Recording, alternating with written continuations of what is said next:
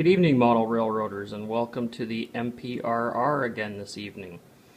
Tonight I'm going to do the overview on this beautiful Athgen SD70ace, and I have a few other little odds and ends I want to share with you guys tonight, so let's dig in.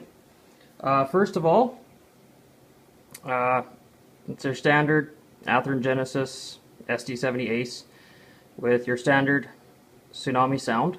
So I am not going to make a habit of going through the sounds on these videos. There's hundreds of them out there with tsunami sound decoders and sounds and videos on that. So I'm just going to give my impressions of the locomotive or rolling stock, and that'll be all I'm going to do, just for the sake of keeping things short.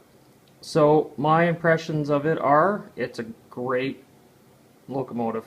I couldn't ask for more in one. It pulls more than I'll ever need as a single unit.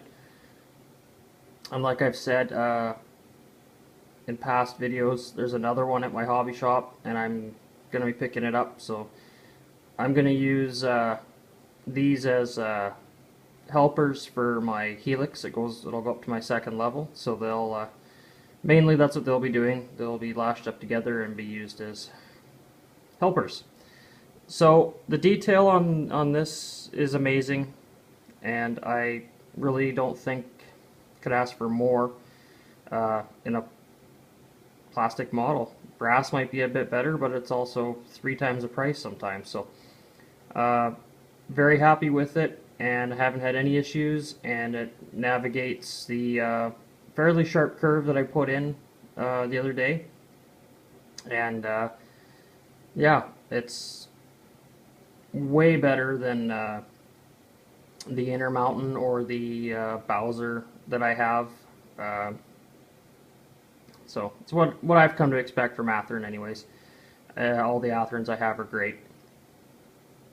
So I don't think there's anything else I have to say about it other than it's got great detail. It's smooth, it pulls great. Great detail. How many times have I said that now? Anyways, so we'll wrap that up and we'll move on to the next order of business. So we'll move him out of the way.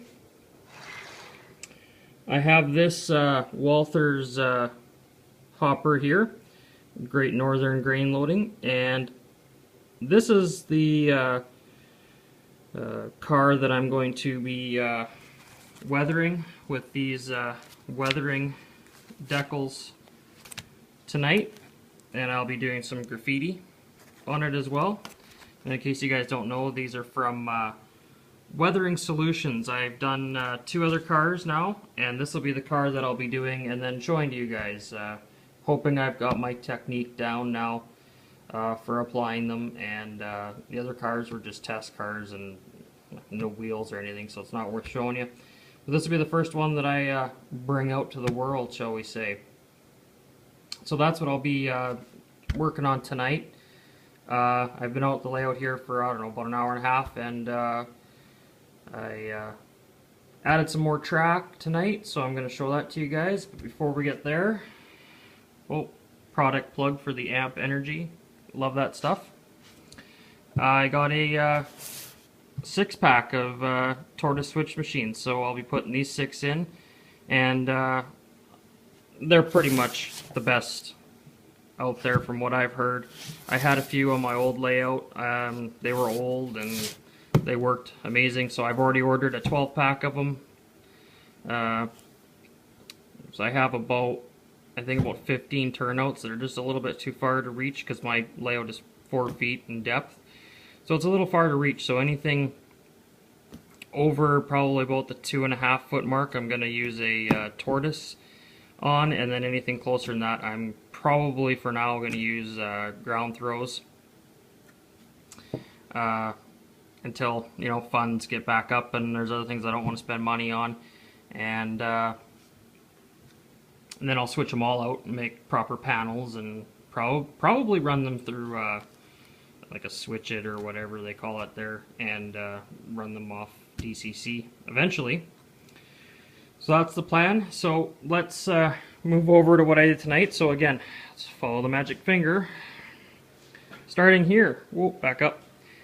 I added some more track in here, and I've got a switch going here, and it's going to come to about here, and then it's going to split again, and another track's going to go up this way, and this track's going to continue on, and it's going to go up to my rail to road transfer station. And since this is going to be an aggregate stockpile hub area, I'm going to have some stockpiles with a loader here, and then these cars here I can have hoppers, or sorry, well, coal hoppers really, I guess, you know, aggregate cars, and I'll load those with a loader, and then have lots of trucks coming in and picking up other forms of aggregate. So that's what I have planned here. So I basically put in from where I showed you that switch all the way, magic finger, around to, just this part right here, I believe. And I did a little bit more work over here on my shingle factory. I just tidied up the track a little bit more, leveled it out a little bit.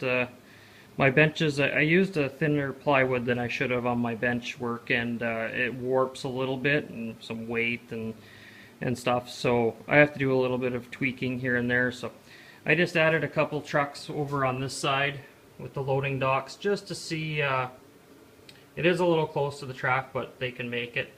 So I just drew some lines out here for my parking lot, and I really like the way that this granular roof turned out. This is just that spray stuff out of can that makes things look like rock.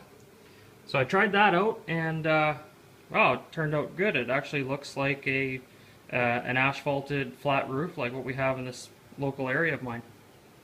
So I did that. This curve, it turned out okay. It's a little bit sharper. It's about a 22-inch radius, but it gets a little bit tighter up around here. I wish I had done it a little bit better, but it works. Everything I have, the SD70, the AC6000, you know, all the locomotives I have do go around it, and all the rolling stock I have go around it. And I can't see passenger cars coming around here. I'm only going to have a few passenger cars anyways, and they're just going to run around the main line when I feel like having passenger cars. So that's what I worked on over in this area. So I added all this, and I did some switching tonight.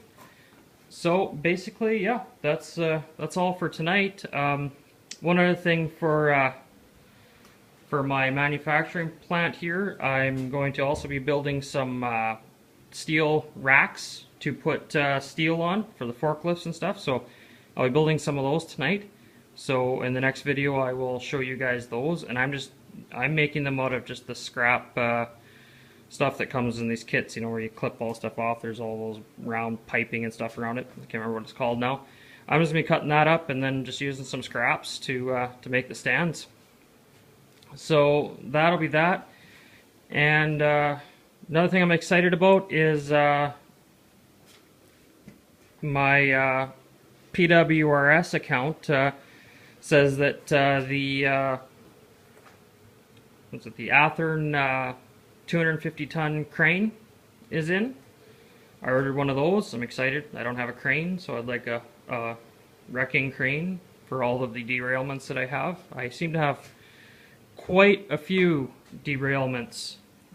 That's because, well, I laid a lot of track in a hurry, and I shouldn't have been, and now I'm going back and finding the trouble spots and fixing it. So anyways, and I have decided that on my hydropole loads here, that I am going to stain them green, just to make them a little bit more realistic.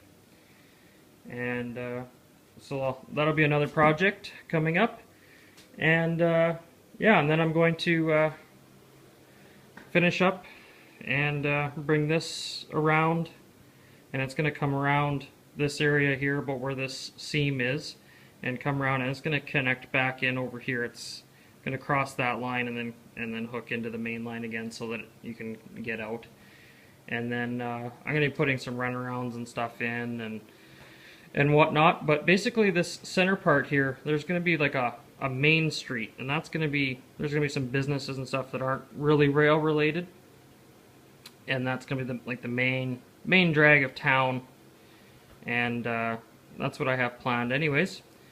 So the next probably 4 or 5 videos here, I'm actually going to be starting on the helix, which should be back over in this corner. So anyways, hope you guys have a great night, and as always, likes and subs are mandatory, so go ahead and do that. Just kidding. Hope you guys have a good night. Thanks.